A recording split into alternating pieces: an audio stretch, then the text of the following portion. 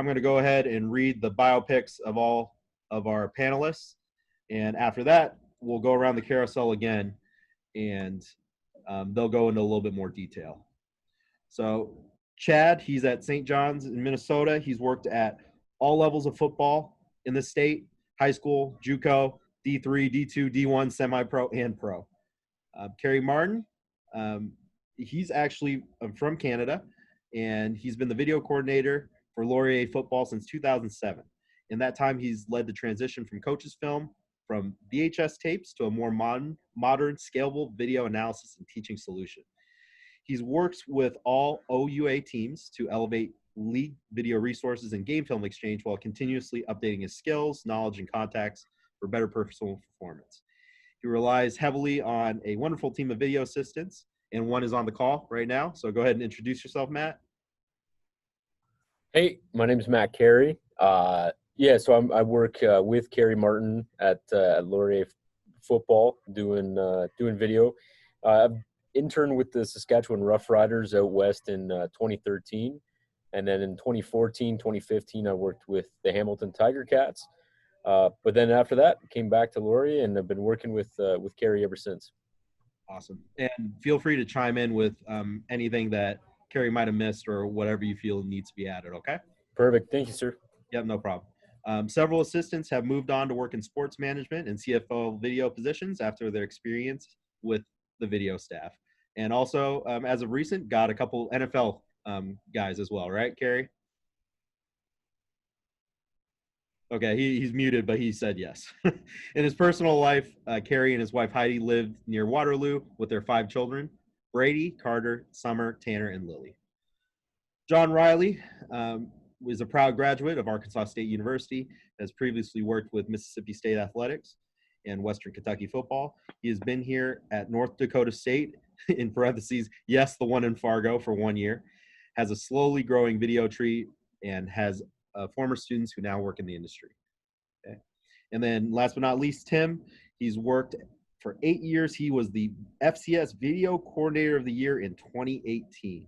And just so you know, the prestige behind that award, there's only one video coordinator out of all of FCS that can get that award. So we're very happy to have all you here. Now, before everybody gets started and starts presenting and whatnot, usually we go around the carousel to present a little bit about your background. You don't have to go into too much detail, but go ahead and grab a couple minutes apiece and talk a little bit more about your background in detail. So, Kerry, do you mind starting off? No, I can start off. Are you able to let me share the screen? I do have PowerPoint if you want me to use it. I don't need to. Yeah, I have permissions on right now. So I can do share screen? Yep. All right, let's see if I can get this rolling.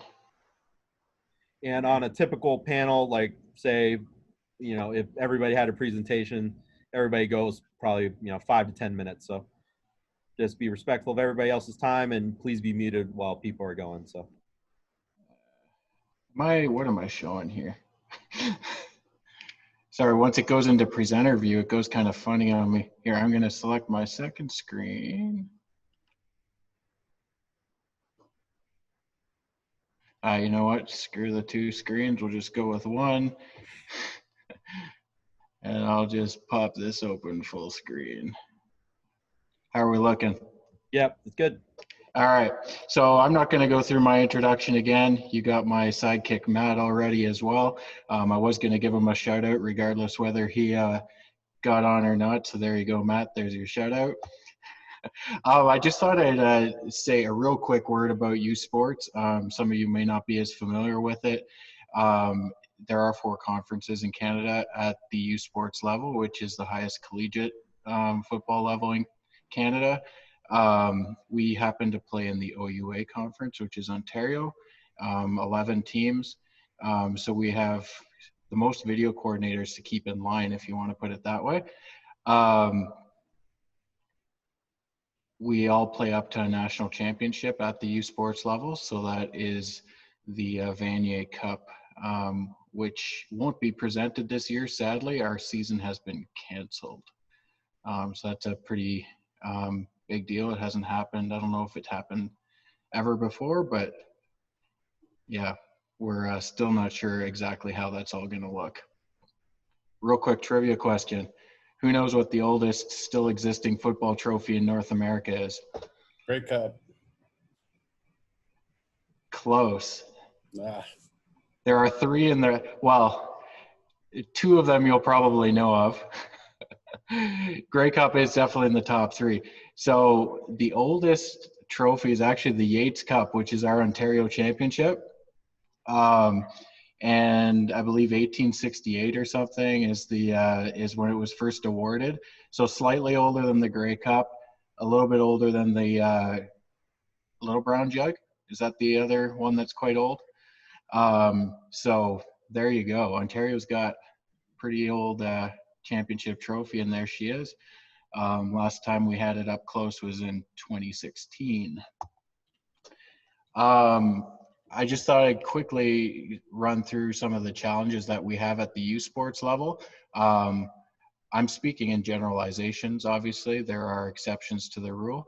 But just as an overall perspective, a lack of qualified video coordinators, a lack of knowledge and recognition of the position, and then, just resource allocation for equipment and tools.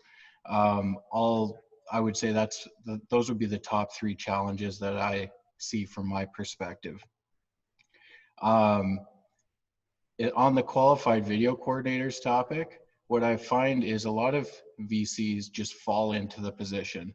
So they don't come looking for it. They didn't, rise through the ranks necessarily, do it while they were in school. Oftentimes it's a position where somebody really wants to get into coaching, and a coach says, "Oh, you can be the guy to download video after practice. Come on by and I'll give you a job." So it's a gateway position a lot of the times to get to somewhere else. And I will say from my own experience, that was the same thing. Where my trajectory really changed was, I'm glad Chad's on the call, because I can give him a shout out in person. Where my trajectory changed was meeting Chad, and at the time he was selling DV Sport, a tool that I had never even known existed at that point. And that's after meeting him, getting DV Sport solution in our facility.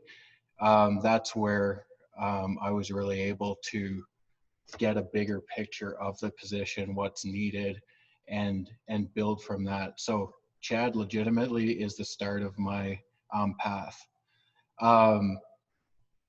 When I talk about a lack of knowledge and recognition of the position, it goes back to what I was saying about guys falling into the position, and head coaches not really knowing what they're looking for, even when they're going out to find a video coordinator.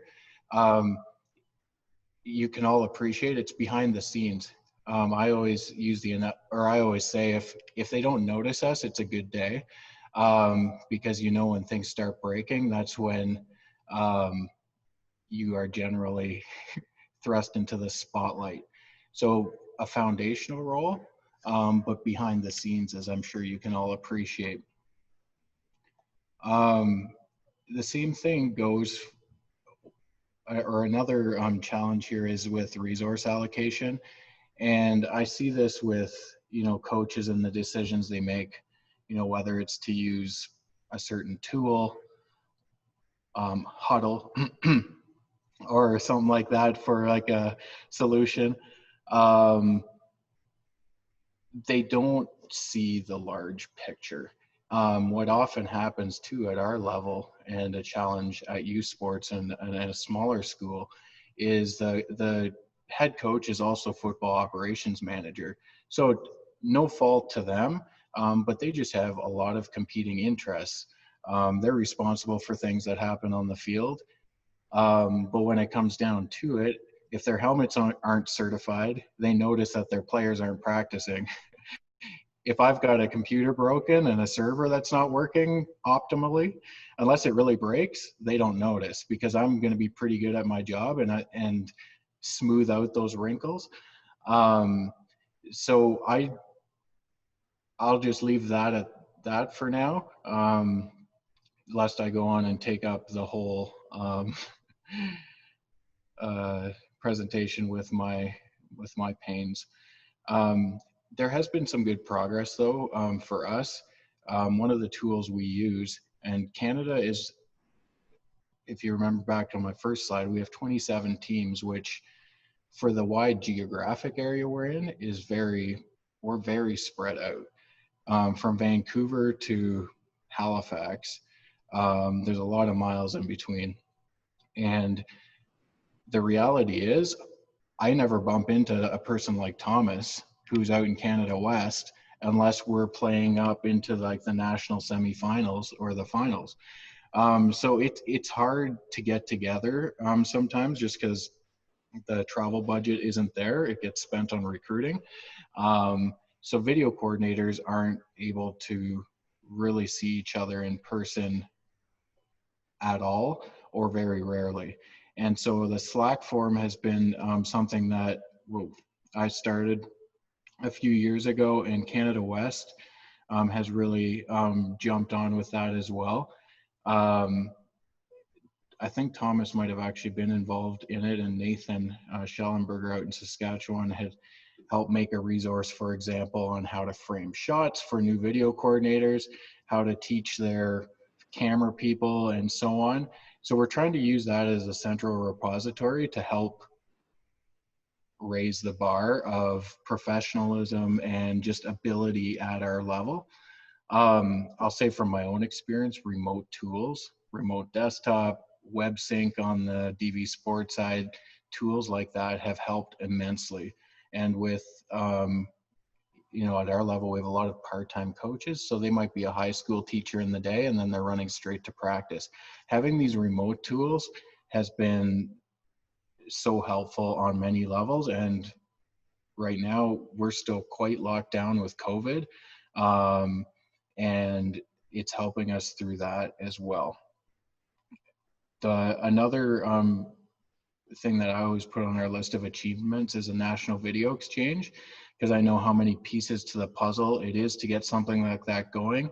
Chad knows this firsthand as well, and he was probably, if I had to put one name on it, he was the driver that got people like me talking to, you know, a few guys in the CFL to make it happen.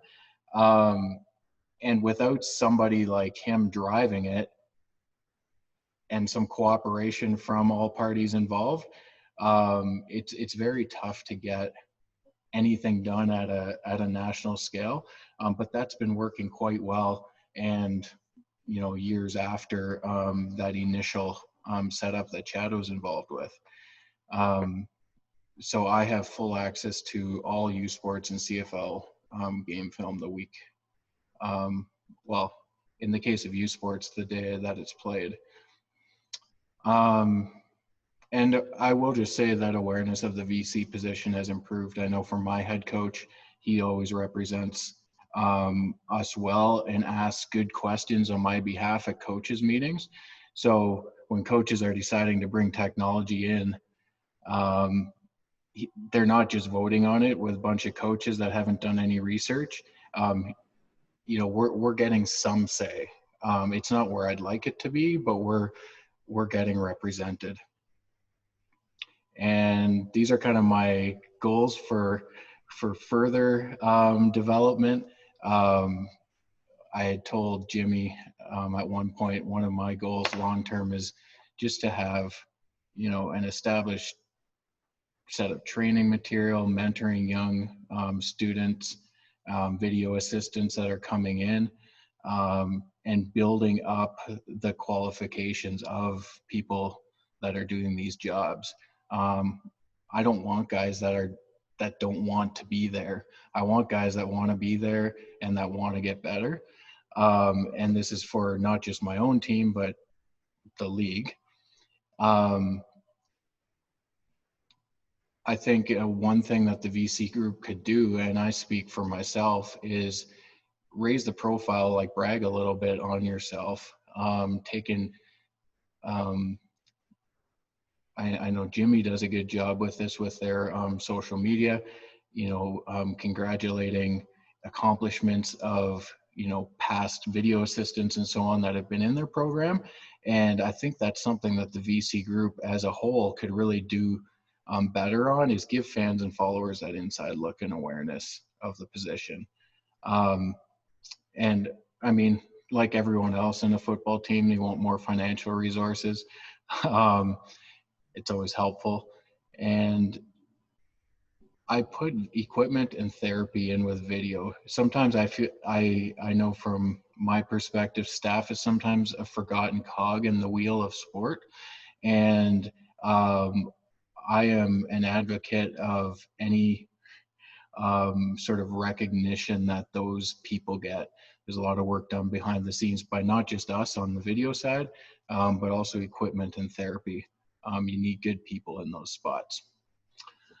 So that's kind of it. Hopefully I didn't bore you too much with all of that. But that's sort of in a nutshell my thoughts and experience in youth sports and at Laurier. Awesome. I mean, that was great. Just make sure you send that to me as well, okay? So we can get it out to whoever wants it. Will Okay? do. Great. Now, next on the line, let's go with Chad. Chad, you ready to go? I am.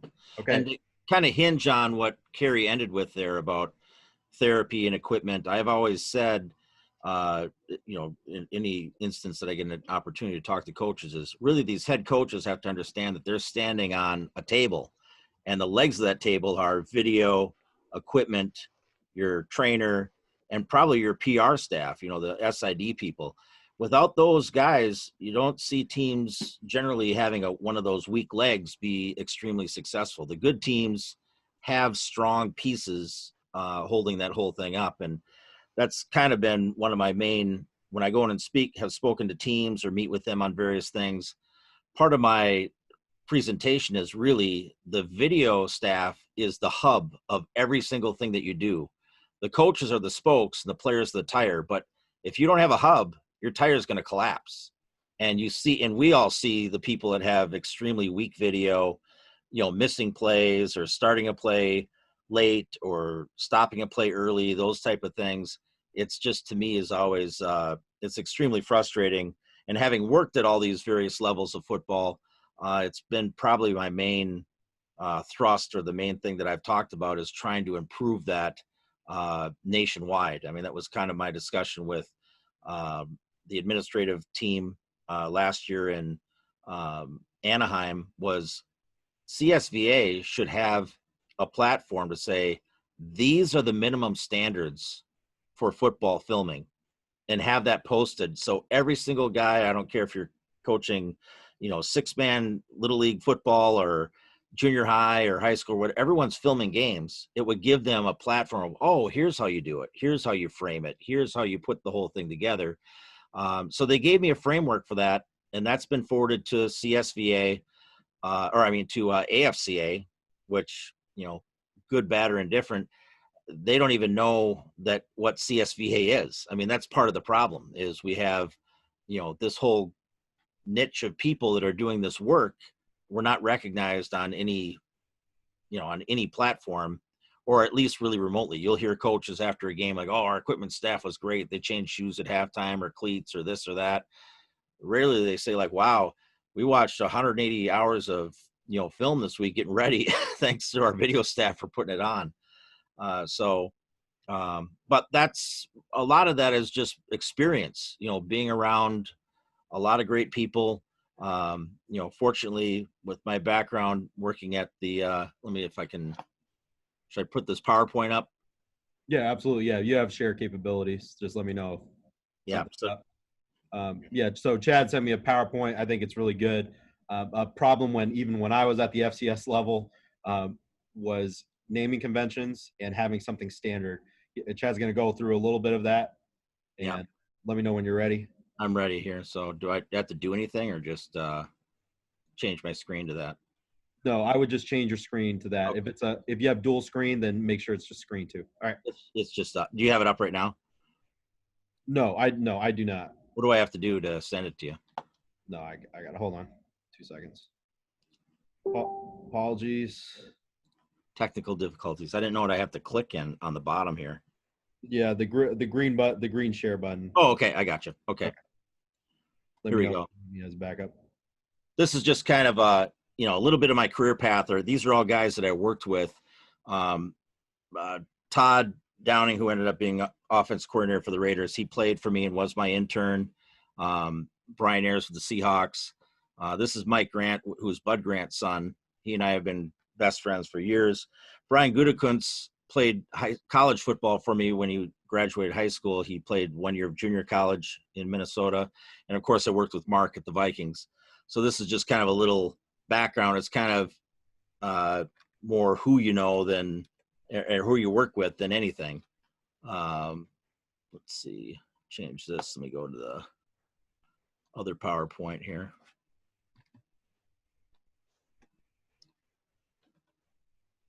I don't know why it's not as,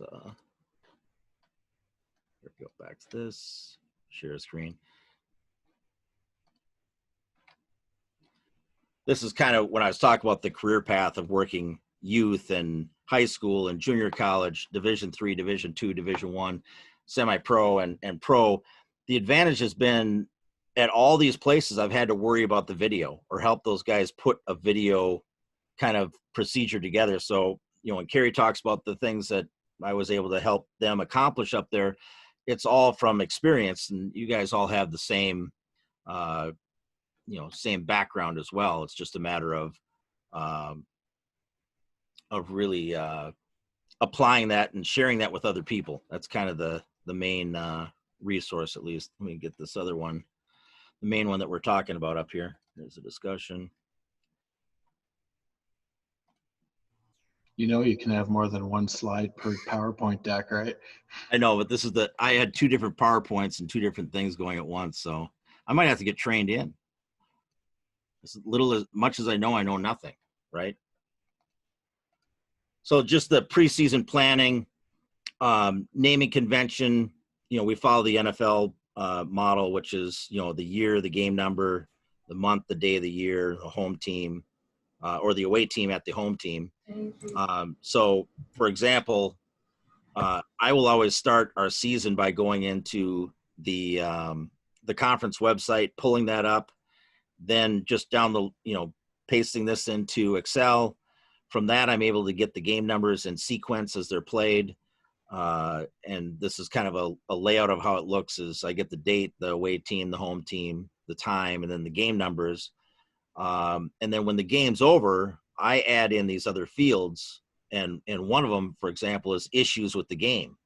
So you can see, and I have a total on one of my sheets here of, over 150 issues in the season of, for example, you can take this 4th game here, Augsburg and Ripon. There's 27 plays in that game. And then I have it more detailed out, which is, 15 plays were missing, or these plays started late, or, there's a myriad of things that can happen. And a lot of it is just trying to get the other teams in your conference on the same page. For me, it's unique because we're the only team using DV Sport. All the other teams are using Huddle. Most of the teams have just someone they're just a kid doing it, and you get all the excuses in the world. But it comes back to the same thing that I tell the coaches. Every single thing you do in football revolves around film. If you don't have your practice film, your opponent film, opponent scout, self scout, anything, you're not doing anything. I mean, that's all they spend time doing is watching film. Well, if you don't put any money, any effort, any resources into that, you're going to get what you get out of it. So I go in an extreme here of gathering all this information and putting it together, because at the end of the year, I have conference projects that are built on every rushing touchdown, every red zone play, every turnover, all these various things that lead to success for our team. And then finally I make this grid, and we just put our team in the top on the left, and then kind of, in cascading order here, all the teams that we're going to play down the road. So as I'm working, I have to get all the games in the system, but at the end of the year, when we open with Gustavus, I'm not as concerned with getting these games in right away unless they're a team that we're playing down the line here. But it just helps me to be able to organize things, because there's really three things that you do. Is you bring in your game, you want to make sure that the ODK is properly done, the series end is done, and then obviously then you add in the data and the other information that needs to happen from there. But it's a simple workflow, but these are a few of the tools that help me basically get everything up and operational. And that's it. Yeah, and I just want to mention this too. There's a lot of video coordinators on this call right now. It seems really commonplace to those of us who have a system, right? Whether it's us in the MAC or us nationally, that we have some sort of system. But Chad, can you just touch on kind of like the cowboy acts that you've seen throughout the years, and why you decided to tell us about that in the first place, what you presented on? So. Well, for us, like every team films. There's some conferences, believe it or not, I found out in the last month and a half here, Division II, only the home team films. And I'm looking at this film going, I don't even know how you guys would function. This to me is, to Donkey Kong. I mean, it's just, you're looking at it like, this makes no sense. Why would you want to control your video for your games? I get that the other guys, it's about travel and money and all this other stuff, but from this, just you go into huddle for, like, we use huddle for exchange, and it'll just say first half game 1, no opponent, no information at all. So you have no idea what you're even starting with.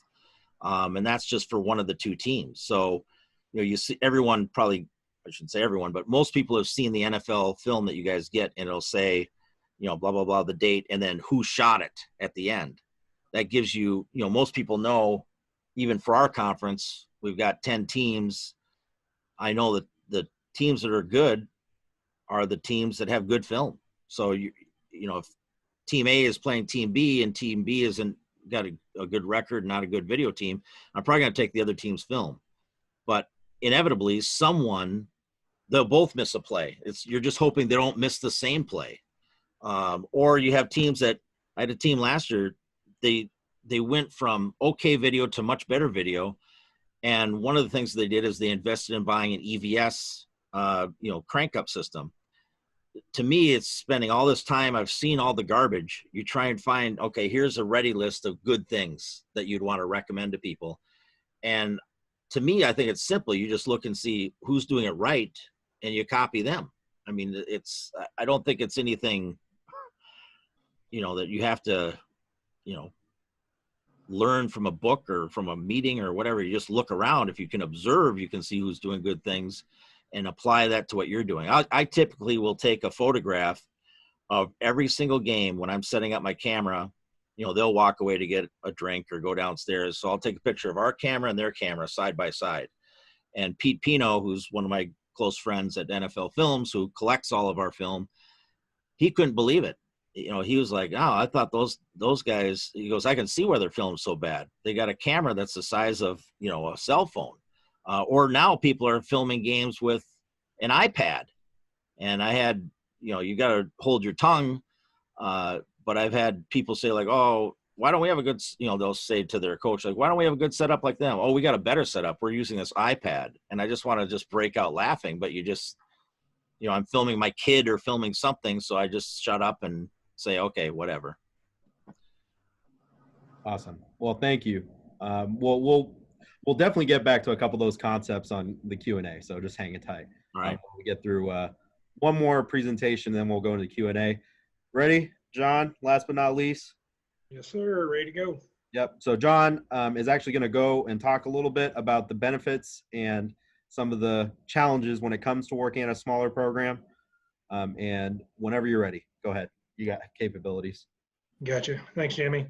So I have been, like he mentioned earlier, I've been at Arkansas State and Mississippi State and Western Kentucky, and now here at North Dakota State. So I've kind of been up and down, if you will, so far as schools that have more resources, however you want to term that, places that don't have as much resources, have as many quality students, that from your pool of your students that you're trying to go get, That being said, I want to pivot just a little bit and go to a different topic that, let's see here. So, somebody who's not muted, can you see my PowerPoint? I can see it. Perfect. Thanks, Chad. And this is also kind of going off what you said, Chad, about you're trying to build your network and the people around you and those that you know. My big thing has always been, everywhere that I've been, continue to try to build relationships with people, not only that you're working with on a day-to-day basis, but also those that truly want to stay in this industry for a long period of time. Now, to start off, I would be remiss if I didn't mention my wonderful family. There in the picture on the left, you got my wife and our son, and at the time she was pregnant with our daughter, who's now 5 months old. And then in the right-hand picture, you got my wife and our son. You can see she's showing off our daughter with her belly there. And then to the left of me, as you look at the picture, is my mom, who drove 7 hours, I think it was, just to come to that one-day game and turn around and go back home. So a strong family is really helpful. It's really supportive for the long hours and everything that we go through.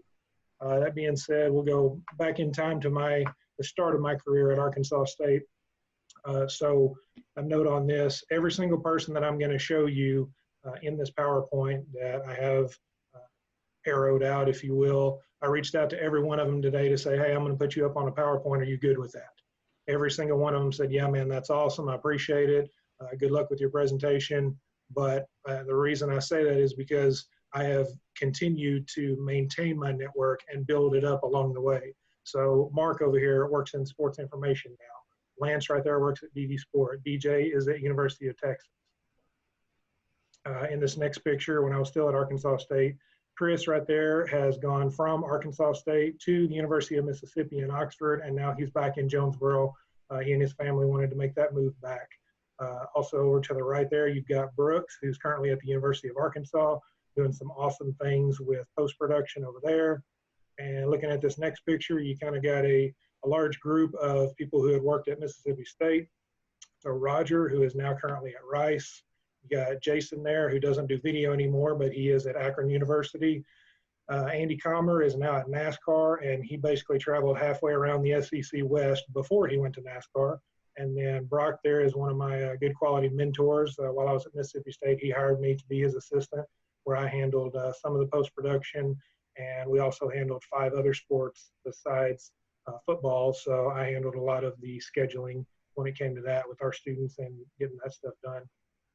As far as moving on to Western Kentucky, every road trip, I do my best to go and interact with not only the video coordinator, but as many other video students as I can, and try to get my staff to talk with them, interact with them. Maybe some sort of relationship can be built. And that happened right there when we were at Old Dominion. Wendell is still there running coach's video for football. And the other picture, you got Aaron, who's at Troy. Shout out, you're on this call right now. Thank you for being here. Next, Fun being here. What's that? It's a privilege to be here. Thanks, Aaron. So still at Western Kentucky, you got Matthew, who's currently at University of Iowa, and then Taylor, who he told me his last title was assistant camera operator for MTV. So I'm not sure what all they've got him doing. He's traveling halfway across the country. He also has his own personal little side business where he's doing real estate video marketing. Like this dude, he is high energy. That's Taylor for you. You can tell. Then right here you got Keith, who's currently at Tulsa University. He has been at Kennesaw State in the past and built that program from the ground up so far as video goes. He also was in NASCAR for a little bit. Like it says there, he's now at Tulsa. In that picture, I didn't point him out, and I'm not going to give his name, but Orbit is a college friend of mine. And then over in the other picture, you've got our CSDA president, Errol, who at the time of that picture, he was at South Alabama.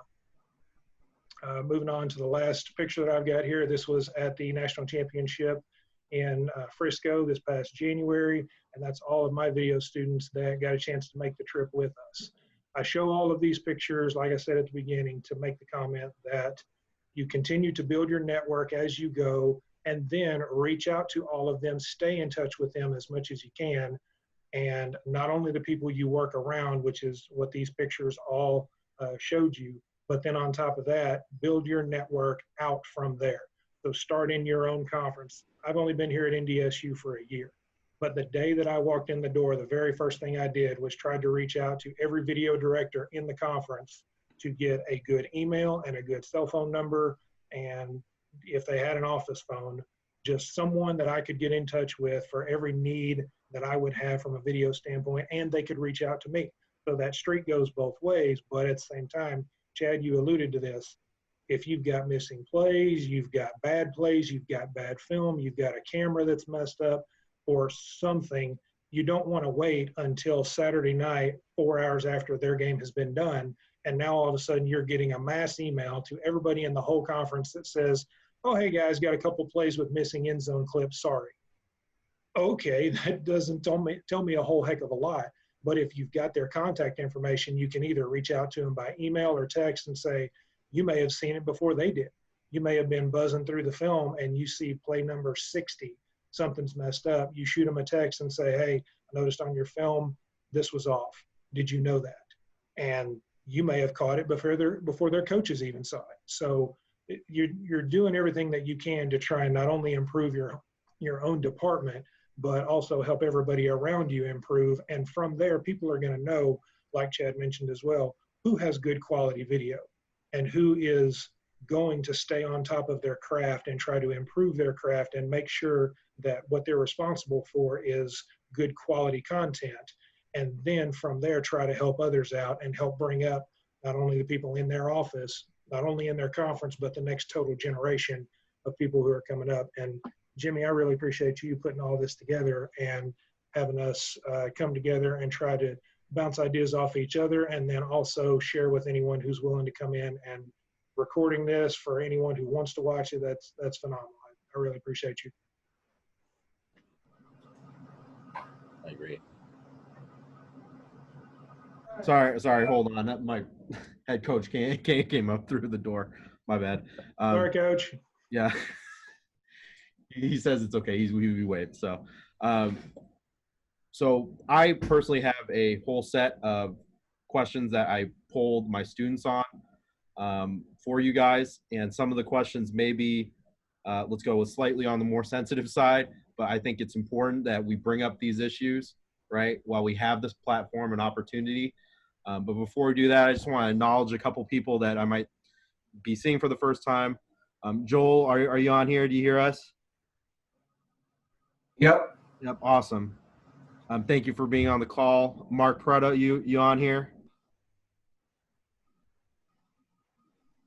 Yeah. Awesome. Yep. Had a problem with mute there. No, you're good. But you know, they've been doing this for a very, very long time at the highest level as well, and they're currently in the FCS level, and they've done this for a long time. I just want to acknowledge that. And I see Aaron here from Troy, so thank you, and Bo. So that's just a little bit there. For now, I'm going to actually start off. If anybody has any questions about what they've seen presented, please go ahead and speak out. Does anybody have an in-person question to ask our panelists? If not, I'm going to go to my list. Anybody a brave soul? I know Matt's right. Matt Andrews from Boise State is writing down a whole bunch. Yeah, I actually have one real quick. So I'm Matt Andrews. Yeah, go ahead. Sorry. Yeah, Matt Andrews from Boise State. I'm a student filmer. We've kind of been going through some changes with our staff. My boss left, and we kind of filled him with a creative GA, and so he's kind of learning Exos and the whole system there.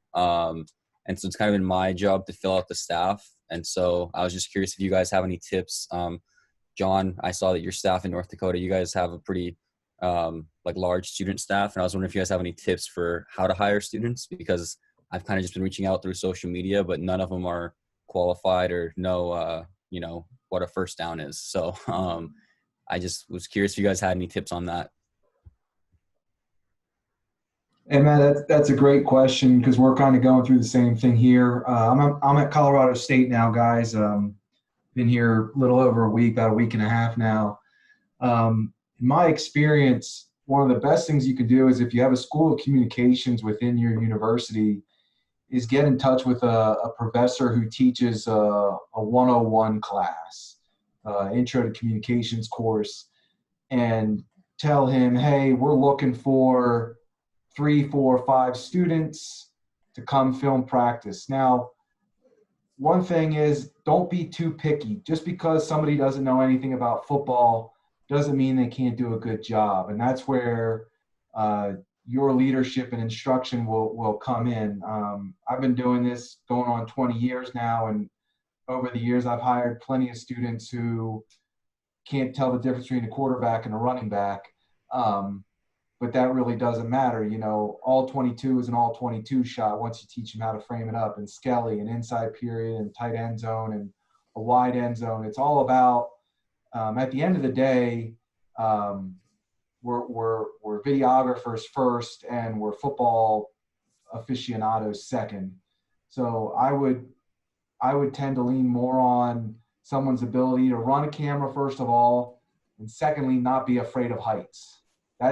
The first question I've always asked is, are you afraid of heights? Yeah, that's definitely true. I'm afraid of heights. I had that as we go up in a lift. Yeah, to echo, Joel's saying is, reach out to communications. We have that here, and we also have another group that's just kind of more sports production. I've been lucky because I've had a group that was here before I got here. And the one thing I can suggest is lean on them if they've been, around a while. They know what the job entails, what it takes. They have friends, and they can tell that friend that may be interested in it that they could do the job. And I've been fortunate to have that so far, but I'm at a point too where that, I have to maybe look and get some communication with their colleges over here. Awesome. Now, I didn't mean to do this. Go right into Q&A. But Tim, you there? You got me? Yeah. Sorry, Yeah. I'm toggling between meetings here. No, you're good. I wanted to give you an opportunity to speak a little bit about your background. I know everybody else went way above and beyond what I thought with bringing in PowerPoints and whatnot. But just go ahead and talk a little bit about your background and your experience, right? And I'll have the floor yours. I am going in my 8th year here at UC Davis. I started as a volunteer here. My first year, it was a student position. Before that, halfway through the fall quarter, the student quit because he was having an issue with falling behind in his studies. So I ended up kind of taking over. The second year I got paid 50% of full-time. Third year I was hired full-time and then have been here since. I do all sports games and some other teams' practices. So full-time football, plus like in the fall we have soccer, field hockey, volleyball, basketballs on that overlay, and then we have I also do coach comm for the football team as well. So all the coaches' communication, scoreboards, video boards, any of that stuff, anything Daktronics, table boards at basketball run through my department as well. I have a student staff sometimes.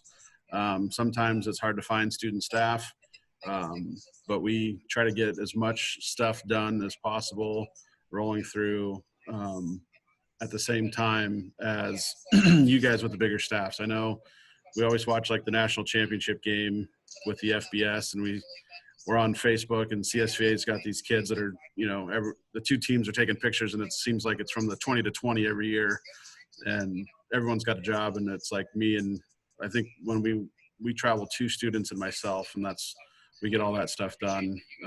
Still bust our asses, get the video to the coaches before we get on the plane, and just kind of pack up. Like one kid will pack up coach comm upstairs, one's downstairs, I'm loading film, and it all gets going at home or on the road. At home, I just bring as many people that I can, and they just work. sideline end zone, and there's some ground crew people. That's about it though. So Awesome. Thank you. Sorry about that. Didn't mean to just no, you're go right in there. But I'm part of the facilities and operations group here at UC Davis. So we just opened our facilities last week. So congrats. Awesome. We're kind of checking in. I guess we had the county come by and we had 100% compliance, and so our AD is kind of letting us know that we're doing a good job.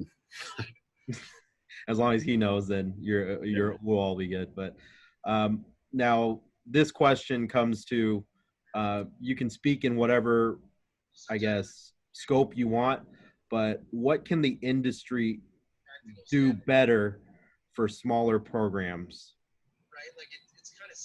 Like the examples that have been stated throughout today. I think one of the things is, and I'm not knocking the bigger schools, but I think that we at the FCS level or D2 or D3 or, the Canada guys at the lower levels, like we do the same kind of stuff, the same job with less people sometimes. And so I think just, knowing that and, trying to figure out things at the next level is, learning those people's names, helping with film exchange, stuff like that, but also just know that like we're doing that same kind of job that you guys are doing with less, money, less structure, less, help in a sense. I agree. And a lot of the feedback that I've gotten is from someone like Pete Pino or Jeremy Swartback, who run the Dub Center for NFL Films. We've had a guy drafted and people picked up in for camps and stuff the last few years. So since I've been doing this, that's the feedback that I get, is how good our film is. I don't need a football from Darby or somebody who say, "Oh God, you guys are doing a great job." It'd be nice, but the problem is they don't. And I've said that to them, is I just don't feel like there's, it's just like, yeah, you guys, whatever, you guys can come and do your thing, but we're not really part of it. So. Yeah, I mean, for me, I've always stated that, the best thing that goes out is what you put out there, the all-22, the coaches video. I saw true sideline. I had a girl I trusted last year to do it. I know a lot of teams, a lot of places will, they have, I understand they have to get those iPads and things out, but so the best person probably behind the camera is probably doing the editing. But the other thing too is coaches. Like I've just got new staff coming in from FBS level, but I've got guys coming up from D2, D3, and just communicate with them what we're capable to do. I know I've been in the NFL. I've seen every classroom that has a touch screen to draw on. I've seen that. It's kind of a pain to keep those things going, but at the end of the day, we know what we have to get to our coaches. Everything else is, supplemental to that. Great. And I know, Kerry, you've expressed to me that you have a very unique situation, right? Being in a whole different country. But could you go over, you've touched on it a little bit in your presentation, but what can us as the other side of the coin, the Americans, do for Canadian football, international ball? What can we do for you guys? I always just look at it as a community of information sharing.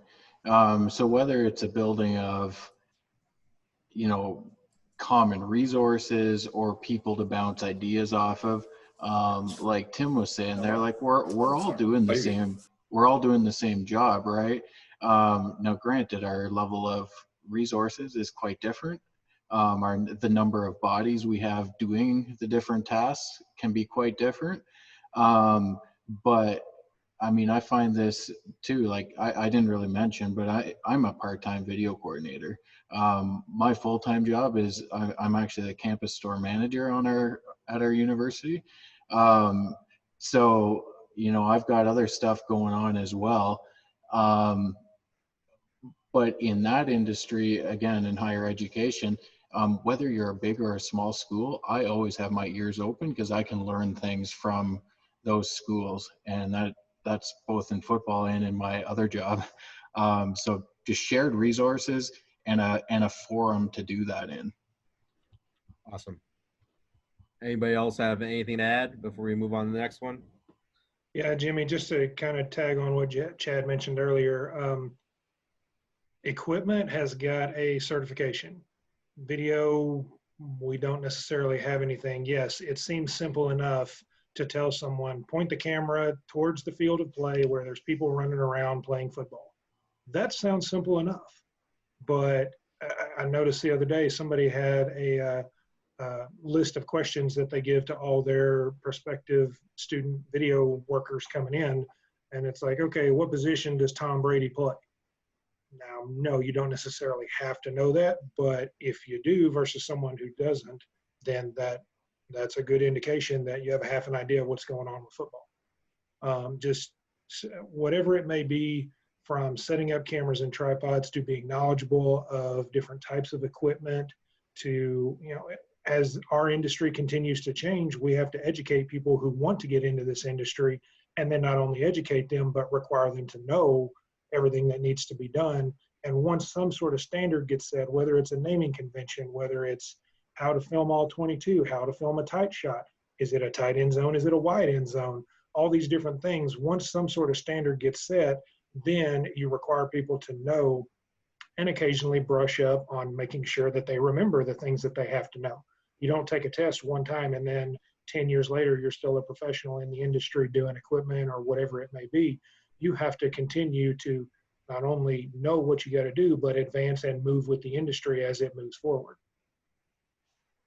Yeah, I just want to say you totally just verbalized kind of what I'm saying about what I was thinking in my head, but maybe not verbalizing with shared resources, certification, and a professional standard would be really helpful from that overarching, maybe the CSVA level. Great. Awesome. Now I'm going to share something really quick with everybody that might be shocking to you all or not shocking to you all. Depends on how well versed you are in the industry. Can everybody see this part right here? So this is the college video coordinator survey when it comes to salary, benefits, etc.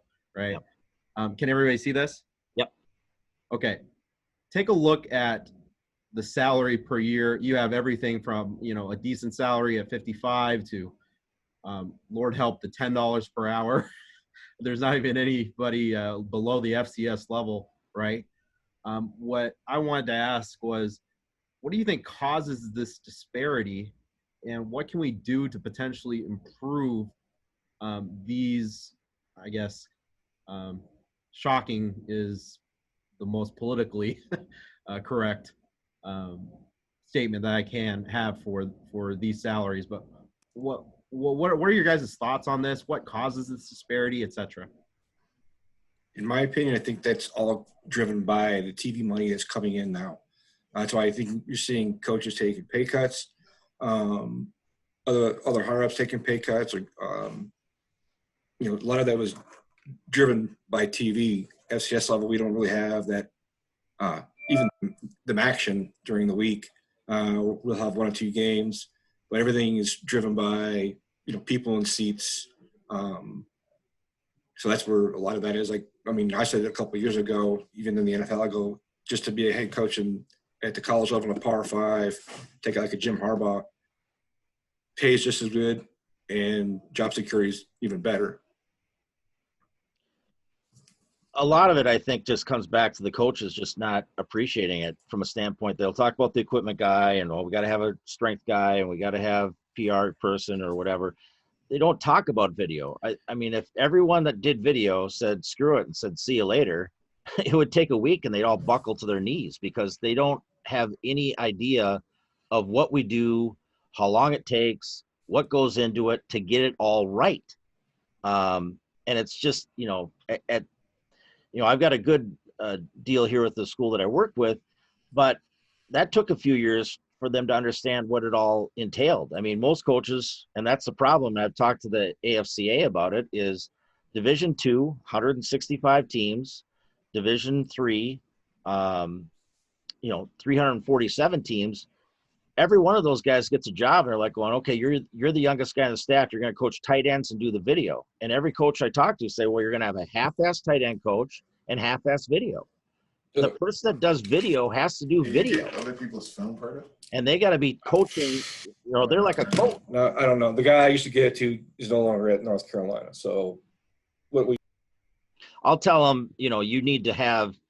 My job is I'll go and recruit guys. So I'll talk to coach. I'll call around to 10 or 11 high schools and say, we'd love to have your filmer or your video kid who's done stuff with you come to our place. And the last few years, we built up a great list of people, but I'm recruiting filmers to come to our school, just like they're recruiting a tight end or they're recruiting a linebacker or a quarterback.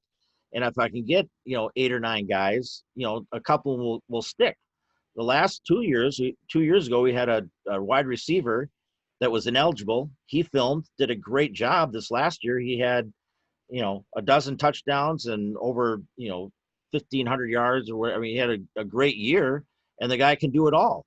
Then this year, we had a defensive back that had a bad shoulder, and he came in and shot end zone. It's one thing to say shoot all 22. The end zone guys, you just got to shoot tackle to tackle and keep it centered. And most of us are shooting double end zone, and we shoot double end zone at our place, one on a lift and one on a crank up. And when we go to road games, we're filming on the crank up. But the number one way that I've gotten the success this year is we took our old headsets and we use them on game day. Every single one of our guys is on a headset, and I'm coaching them through the whole thing. Hey, they're coming to the line. Start the camera. I want room on the beginning and I want room on the end.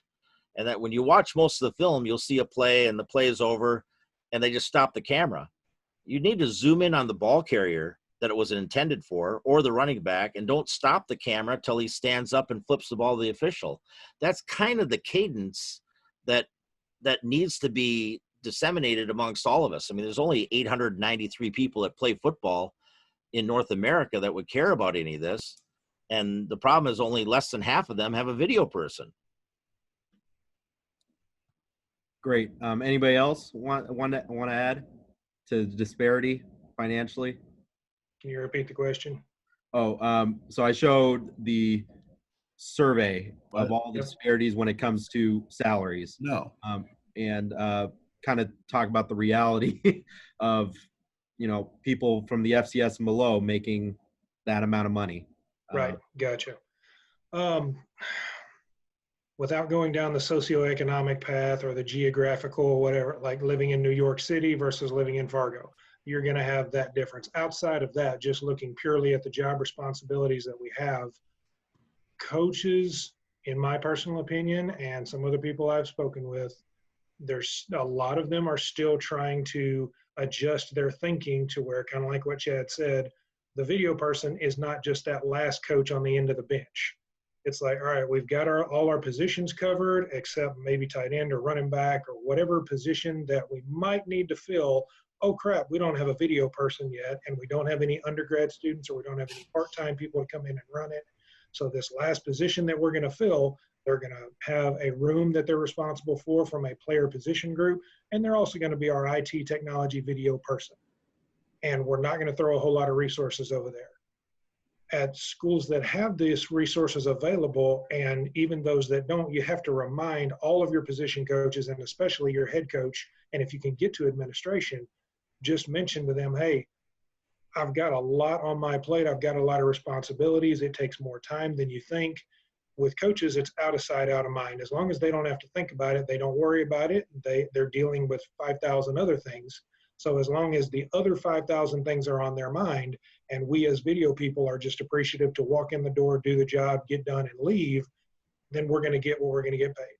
Unless we go to either our head coach or whoever and say, hey, listen, I've been here, I've been committed, I want to do this job, I want to be in this industry, I've done a good job with everything up to this point, can you help me out? And they say, well, what do you want? Do you want more students? Do you want better cameras? Do you want a higher salary? And then you have to decide from that moment in time, where is it that you want to allocate your resources that the coach just offered to give to you? What's going to be more important to you at that time? And yes, you have to look out for number one, you got to look out for your family. But at the same time, if you're making a good enough salary to do what you and your family need to do, and you would have even better resources or even better of a whole department by getting a couple more students and training them up, and then somebody's out sick, you've got an extra body to throw in there. I mean, like Tim, when you came to play us here, you brought yourself and 2 students. And I don't know how many different duties that you had for yourself and every one of them, but other than coming down on the field and taking one picture with me and introducing yourself to a couple of my students, including Harrison, outside of that, I didn't see you. I think I called you one time, and then next thing I know, y'all are on the bus headed to the plane, and you're like, I got 5 projects going on right now on the bus. Yeah. So, and that's where it is. That's what we're doing. But at the same time, as long as we remind the coach, hey, I'm not just sitting back here twiddling my thumbs waiting on some sort of technical issue to happen. I am legitimately working on other projects, working on important stuff that allows you to get your job done, your coordinators to get their job done, your position coaches to get their job done, your players to play better and be better overall football players. As long as he knows you're still working on all those projects and you're still going above and beyond doing all the technical support that's needed. And then even above that, if you're going and pushing the envelope, trying to help move your department forward and keep up with the industry, keep up with everything that's moving forward within the industry, if you're covering all those bases, then you politely go to him and say, hey, coach, I feel like I'm doing a good job. Is there any way that we can add some resources to my department, whatever that looks like? I think jumping off what John said, I think you have to have a good relationship with your head coach. You have to feel comfortable in talking to them. When I first started as a volunteer in my first year is kind of 50%, like every time our head coach would text me, I'm like, oh shit, like what does he want? Like, am I getting fired? Did I not do something right? And really, like most of the time I'd come in and he'd, hey, what do you want for lunch? I'll take you to lunch. Or, something simple like, hey, my mouse isn't working, whatever. And so then you kind of build up that rapport. And I never wanted to talk to him. And now it's like he kicks me out of his office because I'm in there too much trying to just bullshit with him. So it's like having that good relationship with the coach. And then when he comes up to you, especially at our level, and it's like, hey, like this angle looks kind of fuzzy. Well, coach, that camera is 8 years old. We might need a new one. And then, he can start those budget talks. I think maybe 2 years ago, I finally got my own budget that is within football that we use. But like before that, it was kind of like, hey, the reason why this doesn't look great is because of this financial reason. But even to this day, I'm paid like partially through our department for all the other work I do, and then partially through football. And it's a lot of work, but I like the position I'm in. We've gone through a coaching change once here. But like the head coach can't come in and fire me. He can say like, I don't want him to be my football video guy. And then I would just take over all that other stuff that I do already at the same price. But I'm in a good position where the way that our senior staff administrator has positioned me, like I'm in facilities and events and I have a lot of duties outside of football. Like I still can do the football stuff, and he can't technically like bounce me when we have a coaching change or anything like that. So I've kind of made myself valuable on like the football side and the departmental side. Yeah, like when CSV started, there was that talk of having standards in terms of shooting and stuff. Granted, that was SVHS and teams. Some were also beta. The other thing, in various different editing platforms at that point. So there's just some of that that's there. There is the fact that, like Chad was talking about, when equipment they have scholarships, for a couple guys. And there's guys that get in this business. They know how to shoot in all 22, and they're willing to, work their way up by just selling themselves short of what they're worth.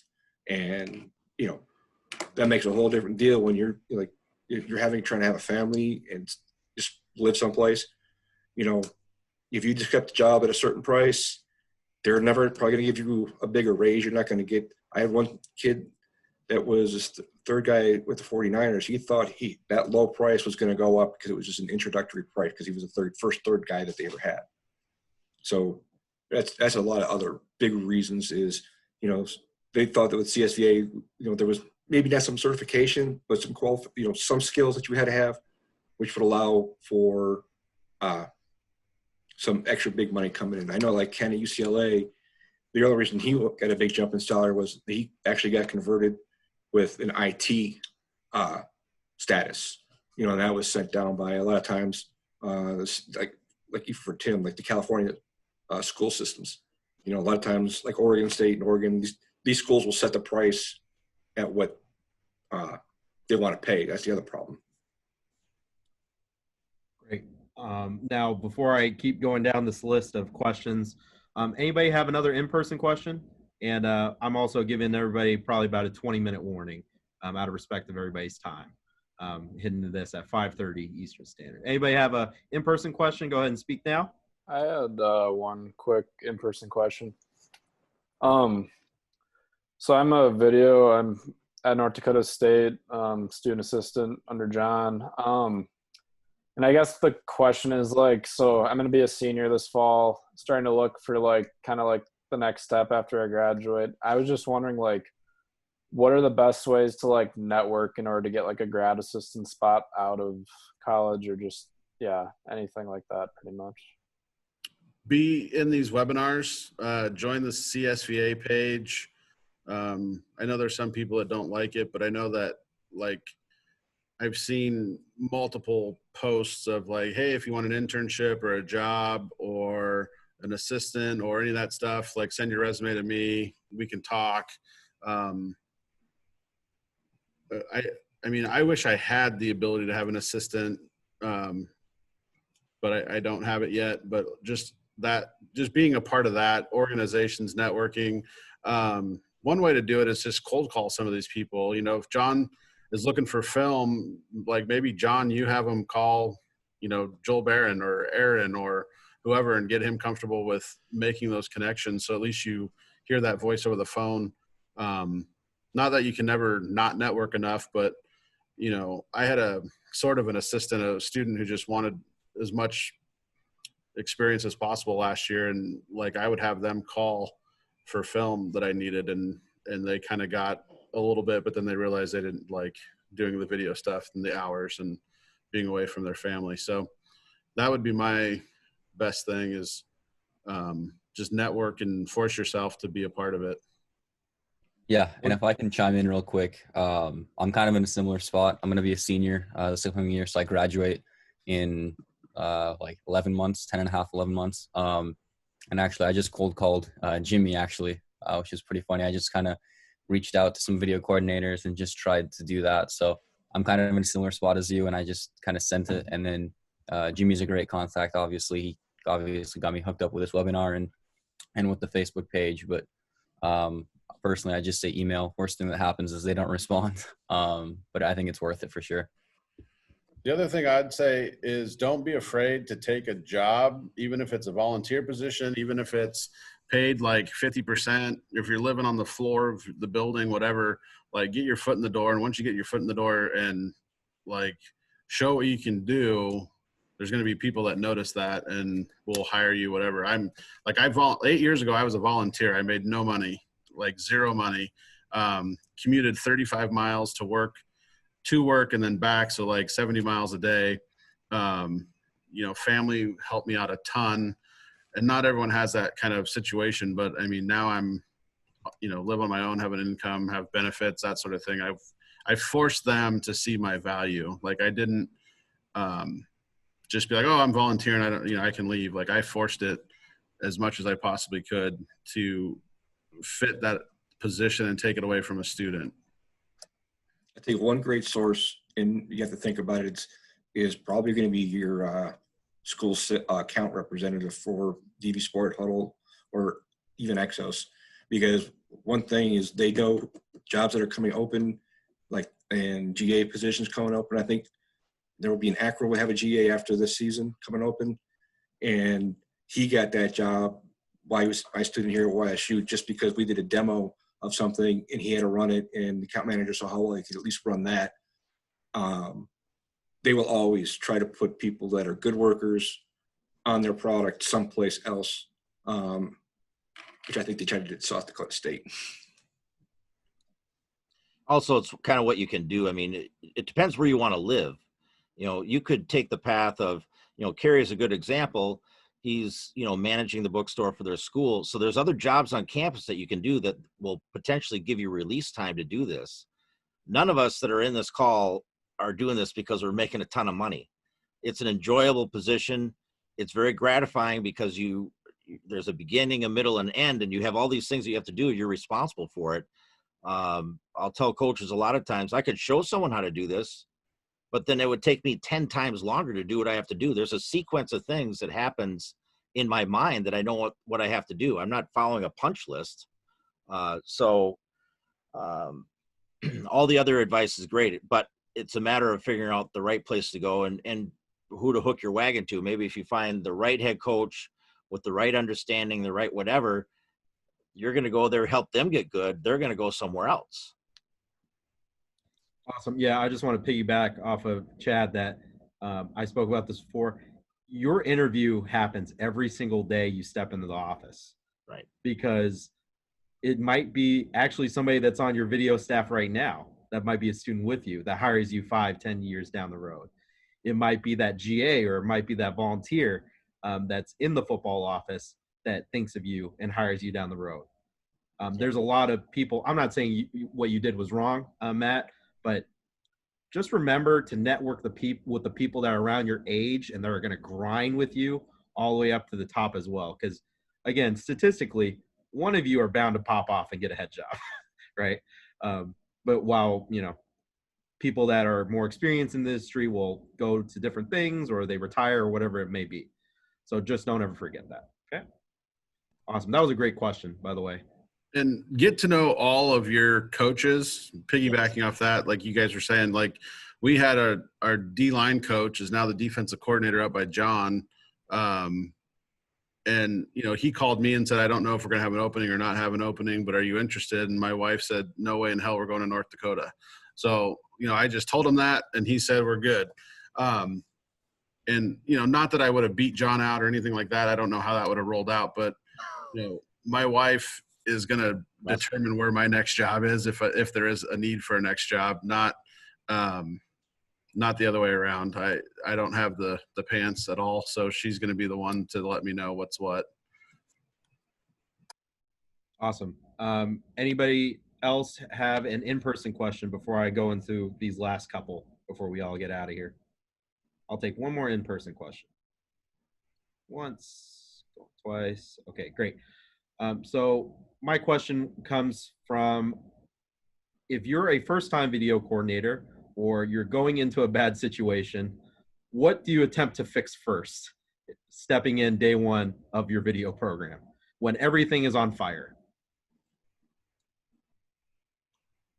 For me, you get yourself, build from yourself out. So whatever's on fire within your department, fix that first, because that's your job.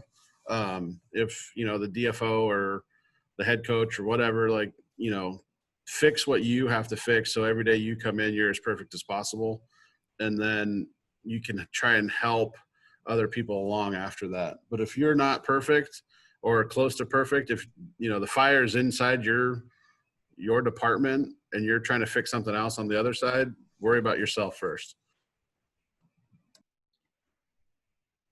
Jimmy, I would say if you're walking into an entire department on fire, that may be like no help, no assistance, no nothing. Your cameras are already 12 years old. Your tripods are falling apart. Like, if that's the situation you're walking into, then me personally, I start with the people that are going to be helping me or whoever I can recruit to help me, whether that's a student staff, whether that's part-timers, whoever. Once you have people who are knowledgeable, and at that point, go out and use whatever resources you have. If you can get a hold of a YouTube video that is somebody else's all 22 followed by their end zone shot, and you use that, it doesn't matter if you show one play 5,000 times, as long as it's done right, then the people that are looking at that are going to learn. And then from there, you have to, like Tim said, you've got yourself set, you know what needs to be done. Now you're showing people. And then from there, you branch out, you go to your coach, your DFO, your admins, whoever, and say, I have to have resources in order to do a good job. I've got the staff, I've got the people, they're trained up, we're doing what we can with what we got. But if you give me better equipment, then we can slowly move out from there. Awesome. Anybody else? Okay, great. Now, these last couple questions, I always like to end off on some introspective stuff. So fast forward back to day one when you were in video. What would you tell yourself that you know now but didn't know then? Get an IT degree. Run fast, run far. Get the hell away from it. Thank you, Jay. Always appreciate your contributions. Can I get that pay in writing, please? I think I would tell myself that if you work hard and you enjoy what you're doing, you'll still be where you are now, if that's what you want. I'm fortunate. I feel fortunate every day when I walk in the building.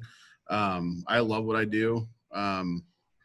It's a lot of time. It's a lot of energy, but like our coaching staff, our kids it's just a great place to work. I'd love to be at the next level, but like it comes with, trying to figure out the right spot, the right coaching staff. Like I've heard so many stories about different coaches out there that are hard to work for, hard to work with. And, I've got such a cush in a sense situation here that it's hard to give that up for something that could be more painful, more awful than what we have going. Like I've kind of built this place into what it is now, video wise. And, I just don't want to leave that and it just fall to shit, but it's a good place to be. But yeah, I would just tell myself, keep working hard and you're going to be there. I've always done this, but the thing that I try and tell people now is make sure you save every master tape that you have. I mean, the problem in today's football is there's people filming their games at whatever level they're at. They film it, put it up on Huddle, and that's it. If you ever had to go back to the tape and recapture it or what, there is no tape. There is no nothing. So once that's gone, it's gone forever, unless someone on the other end was, fortunate enough to save it or have it put into an archive. I'm in the process now of helping my buddy. I've converting every single one of his 4x3 tapes from 1992 to present, or till when they stopped doing that in 2012, to 16:9. So I've got the FS2 set up and it's all programmed, ready to get into the 720/60 format. But by having the master, you can do that. If you don't have the originals, you're out of luck. So, and all those kids that played, the reason that the masters are valuable, they're all running companies somewhere. They have the money now to donate back to help your video department.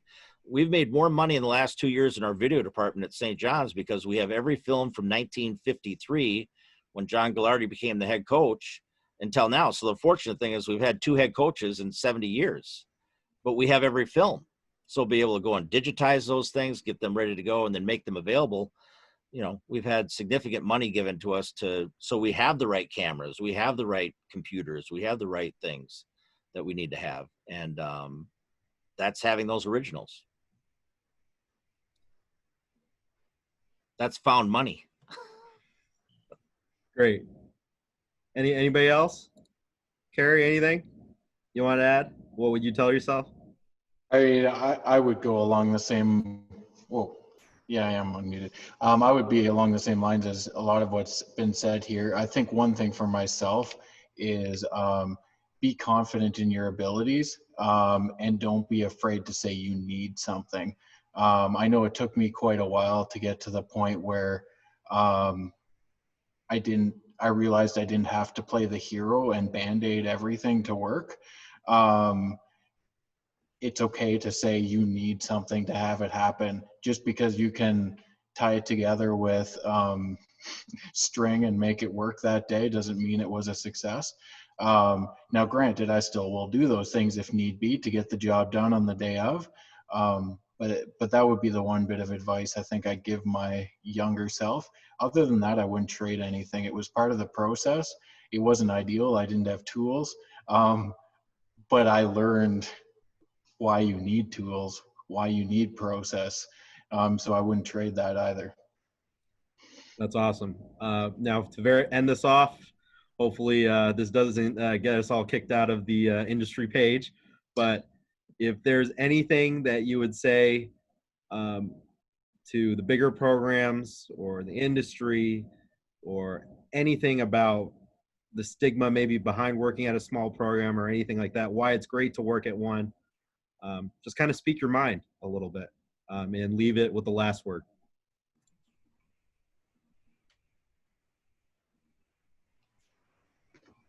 I just think the people who are in the FBS or bigger programs, CFL, NFL, you know, I went last summer to it was the first kid he wasn't drafted, but it's the first kid we've had in the NFL in a while. And we went to see him. He got he got signed by the Raiders, not drafted. So they practiced in Napa right down the street. So we went out and I called the video guy, and he said, "Hey, I had a student leave and not come back, or not a student, but a video person leave and not come back. We had a couple days off. I may put you to work." And I was like, "All right, cool."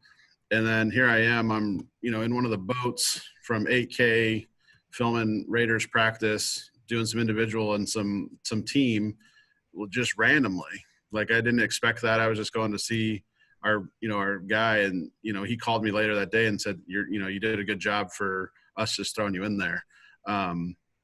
So being at a smaller school doesn't mean we're worse or we're not good or anything like that. Like I said earlier, like I'm here because I want to be here. And if I applied to a job in the FBS or NFL, whatever, I may get it, may not get it, but it doesn't take away from the fact that like we're doing the same exact job with less than anyone else, So for me, just, I think knowing that like I'm secure with myself and where I want to be and where I'm trying to go, but at the same time, not in a hurry and kind of enjoying it here. Kind of like the struggle a little bit, being a part of that struggle of a small school. I know when Paul, he came out a couple years ago, we took him on a tour, and he was like, "Man, this isn't a bad place."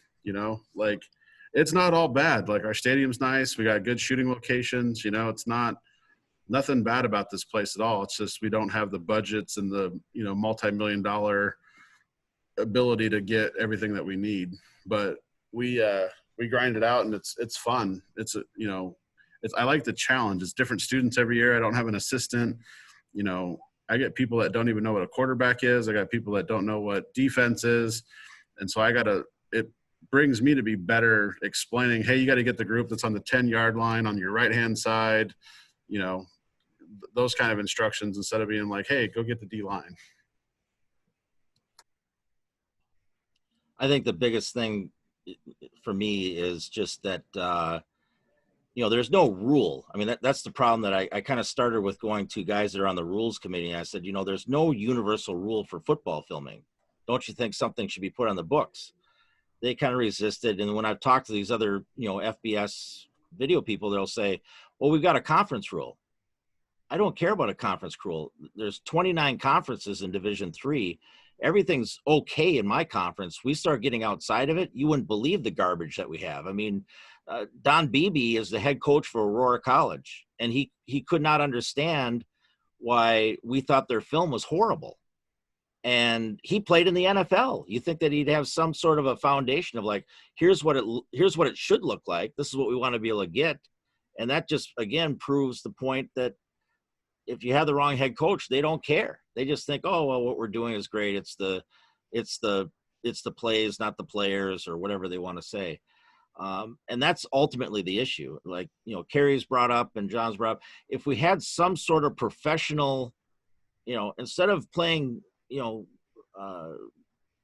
casino night, let's sit down and do a test, or let's do something, or build in an extra day where we come in and get a certification, something that we can build on. Because the issue is, when I talk to the people at NFL Films and these other, and even a lot of the vendors that come there, they could care less about coming to it. They're getting less and less information, less and less out of it.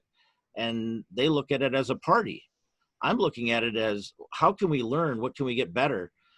I went to Anaheim. I didn't think that I learned necessarily anything from Anaheim. there's a few bits and pieces here and there from different meetings of people that were prepared, but we'll find out, because we're going to find with the change in leadership. Now we got 4 or 5 new people up there. We'll see what they do. It's up to them now to take it a new direction. I don't think that when you talk to the people that started it, they'll say to you, this is not what I had in mind when I started it. This has gone off the rails. So, it's a small group. It should be pretty easy to get it back on track. We'll just see what happens. Great. Anybody else? I was going to just say the one thing about being a smaller school with less resources. I think some of the people at those schools are actually quite well equipped in such a wide variety of ways, because you have to have your fingers in a bit of everything. So I know that's a bit of a catch-22, right? You can be a jack of all trades and master of none, but I think in a lot of situations you get to be a more well-rounded individual if you've had an experience where you've had to touch all of these different aspects of the video job, and not just as video assistant camera 2B specifically. Awesome. I got one quick comment, Jimmy. Yeah, go ahead. And this is by no means to put a knock on anyone whatsoever. And I've got lots of fantastic friends in this industry. Just looking forward to a few months down the road. This is presuming that football even happens this season, which please let it be. But once that is the case, and open exchange being what it is, and there's a pretty hard line being drawn in the sand, at least for this season, between FBS and FCS. That being said, FBS folks, please still pick up the phone, shoot us a text, respond to our emails, just keep open communication. We are more than happy to continue to work forward to, whether it's FCS, it's Division II, Division III, Canadian football, whoever it is, we need to move our entire industry forward. And once again, this is not a knock or anything that has happened that I can point out specifically, but just moving forward, let's make sure we don't allow ourselves to separate. Let's stay together as one big giant herd. Yes, I'll throw it in there. Let's be one big video industry, and make sure that we're all moving together and moving positively forward as a whole group.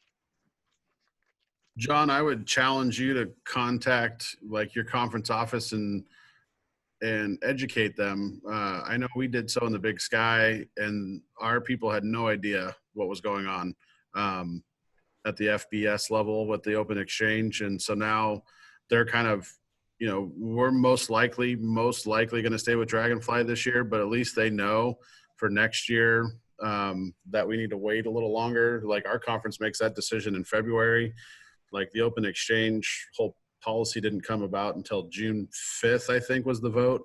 So obviously if you're making a decision to stay with one company in February, but the vote's not until June, so we've educated our conference, but I think you should do the same.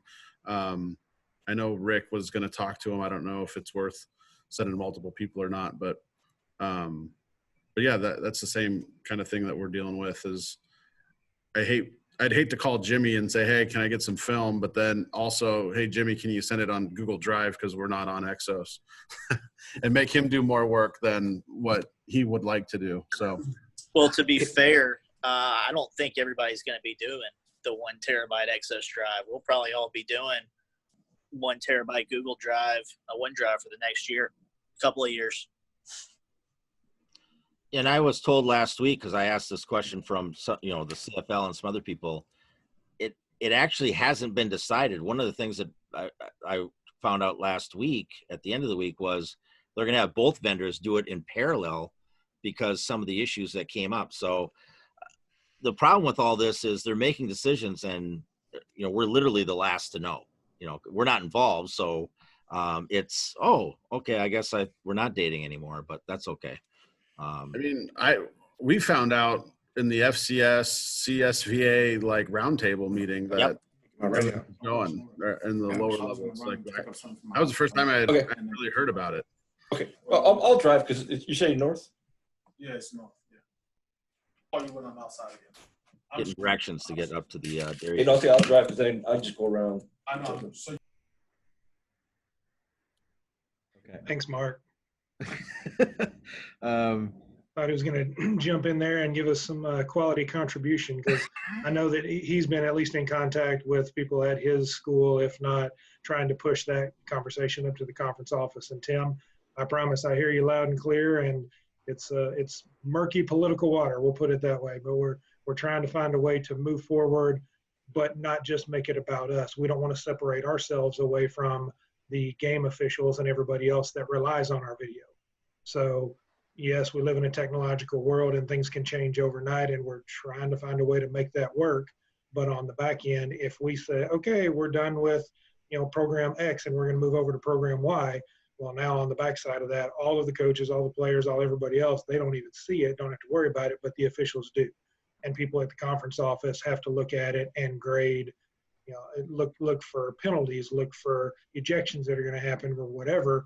And if they don't even know how to work the software to get the video in front of them so they can review it, then they've got a problem. So it's not just us. Yes, we want to move forward, and I'm not pushing back. I'm just saying there's more than coach's video that has to go into that discussion, and it's taking a little longer than it should. It really is. But when in the words of our conference, or the place of our conference, there was a meeting of the head coaches and ADs in February, and the last word that I got, or that we got, was the next meeting is going to be in February of 21.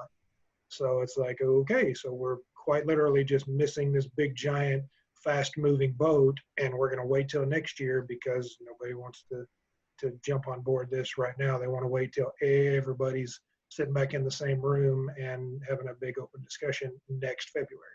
So hopefully we can find something to move all of us forward for this season. Yeah, and that's the problem with football, is we don't have the leadership from the NCAA from a standpoint, is that they don't really have anyone that does it. Even, believe it or not, in Division III, if you got to the national championship game, you don't even get to film it. They send people there to film it for you and give it to you. And like the end zone, a team literally shot the film in 4x3 and said, well, here it is on VHS tape. So to me, I bring it up and they're like, oh, well, that takes 3 years to change. You have to bring it up. There has to be a second, has to be motion, move forward. Then if they approve it, then it goes to the ADs. They approve it. I'm like, you got to be kidding me. The problem is it's just communication. 90% of all problems come down to communication. And again, this is a classic example of that. Is there's information that's happening that should be on our board, on Facebook or on something that says, here's the latest of what's happened. Otherwise, everyone's just left to what we hear. And, there's 70 interactions between FCS and FBS to start the season. That's my greatest fear is, we saw, 5 Division II teams drop football this year. Bowdoin in Division III announced we're not going to play football or any sports this fall. So once these dominoes start happening, how many other ADs that don't give a shit about football are like, here's our chance to drop it. Here's our chance to get, move on and do something else, add soccer. It all comes down to communication, but it's a fearful thing because if the FBS schools don't play those FCS schools, the funding for all the other sports in that school could be gone. And we're going to see the 130 FCS schools become 109 in the blink of an eye. And I've been to most of the schools. That's the advantage of, having worked for DV Sport for 10 years, was you go to everybody's place and you see what they have and what they're doing, what's going on. But if you're not in that, you're literally so far on the outskirts of the universe, you have no idea what's going on. You're far, far, far from the sun. And that's what the FBS guys have done, is they just said, well, they'll hear about it on Football Scoop or something. That's going to be the most interesting part of our season. We have 2 FBS games and no one has said anything, but I just know, women's lacrosse is looking at those games as they need to happen. Otherwise they may not happen in the spring. So, I don't know that for sure, but I just assume that's just how our budget rolls. We play 2 football games and that feeds the back end of the budget, I assume. Yeah. So those games are, we're trying to play the first 3, and then after that, we're good. Like, it doesn't matter one way or the other. All the tanks are full. Yeah. even for those of us that's in the group of 5, we still have the same challenges, even with the Power 5, because like we start out with Wake Forest and then we have Virginia middle of the year, and we know if those 2 games don't get pulled off, our volleyball that we just trying to start, and our men's golf and our women's golf, and especially that we was the only group of 5 to have 2 Power 5s coming at home. So already the fact that we're having no fans in the stand, this was going to be the mother load year when it came for tailgating, concessions, all the stuff we had planned out. And now on top of that, no fans? Oh my God. Man, one other thing I want to add. Is there any way we can get rid of quick wrap, zebra web? Is there any way we get these babies a huddle account or something? It's like the last bastion of my existence. I'm like, Lord, can we give it? I'm just glad they're still not doing it on tape, but Jesus, it's like it seems like it falls on deaf ears when you try to explain to coach the challenges of just converting everything over. I love NJ Cogliati. I can't remember how to say his last name. He was great to work with, but my God, it was always just a challenge trying it, because I know it was us, the Patriot, the Ivy, the Colonial, and Conference USA. I think we always shared the same raps, and they were just and you just knew when you had a bad play, you knew coach was gonna challenge it. You already just sub-clipped it because you already know coach is gonna come in there Sunday. Here's my little list of I want to get reviewed. You just already know it. Well, I kind of piggybacking off of you, Paul, that Jay and I know this full well because we've talked at length about this, is that no matter where you are, right, the grass might look really green when you look at, all those programs that might be technically leveled above you, but that there's plenty of programs on the group of 5 level and even on the Power 5 level that might be working with chewing gum and paper clips, right? And they know who they are. And just know that my experience personally within arena football and University at Albany, those molded who I'm going to be for years to come in this industry, because you had to do everything. You had to understand everything and build it all from the ground up. And I'm thankful that I had those experiences. So if you're going to go out and not listen to the people that are on this call that are going through it right now, well, you're sorely mistaken, because this is a big adage that one of my old school coaches taught me, is big time is wherever you are at the end of the day. Doesn't matter what title or what logo is stuck on your chest. If you're going to do a hell of a job, doesn't matter what level you're at, right? And I hope that today's call proved it, that the people on this call, just because they're at the program that they're at now, doesn't mean that they can't beat out whoever has those jobs up in the Power 5 or above. That it kind of gets me all riled up too, because the higher you go up, you shouldn't ever stop looking back at the experiences that got you to where you wanted to go at the end of the day. So out of respect of everybody's time, I'm going to wrap it up. If you want to drop your contact information in the chat, you're more than welcome to. Everybody sent me their PowerPoint, so if there's one you wanted to keep, go ahead and do so. But again, thank you. I thought it was incredible. That was one of the best panels we've done yet. So thank you all. Appreciate it. Jimmy, if I could add one thing before everybody leaves. Yeah. I definitely wanted to be a part and listen to this group, because I started off at McNeese State, as a busted athlete, my career over, 4 concussions. Just so happened my father taught mass comm. So, hey, you know what? You're going to do video now. That's how I got involved in this. And that's why I wanted to be a part of this group, because this is the group I respect the most out of all of it. Okay, guys. Why? Because you're grinders. And that's what I love about it is, and that's why that's why I'm very happy being at a MAC school where it's still a grind. Yeah, it may be FBS, but I promise you, I'll guarantee, John, you probably got better equipment than I do. That's for damn sure. Okay. Just because it is. But the respect that I have for you guys is unbelievable. And I'm only a phone call away. Jimmy's got my information. John's got my information. And I am willing to help you guys in any way, shape, fashion, or form. Informational, video, I don't care. Okay. So I think there's a lot of screwing going around. All right, in my opinion, because it's not a level playing field by any means. And that's another reason I love being a part of the group of five or the smaller group, because there's nothing better than taking a bite out of the big dog's ass on game day, and everybody knows that. There's no better feeling in the world than you can walk into a Oklahoma State and whooping their ass on the last play, and you get to listen pissing and moaning about it for the next 10 years. It's just awesome. But out of respect, out of love for each and every one of you, even though John, the misplays at the Bahamas Bowl is the greatest thing ever. For people who don't know, his guy missed the sideline. My guy missed the end zone on the last play of the game. That was the Hail Mary. We don't know what the hell happened. But I'm just going to end it at that, guys. You've got my respect. You've got my love. And any way I can help you just give me a call. I'll help you and pass off any information I may have.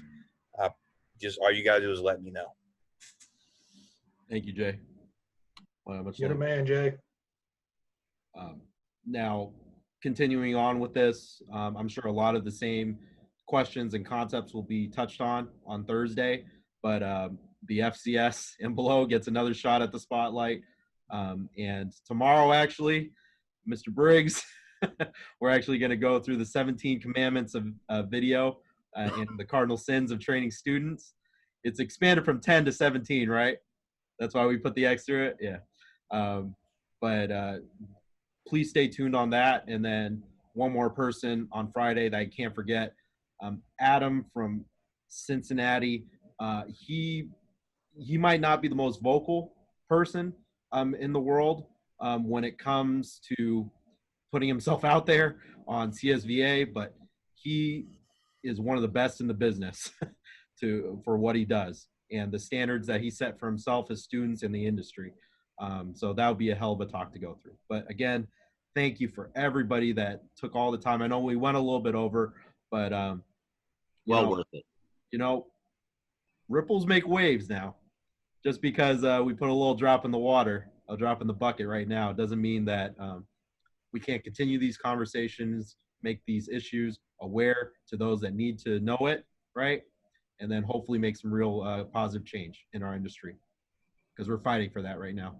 That's my personal opinion. So thank you. Have a good night, everybody.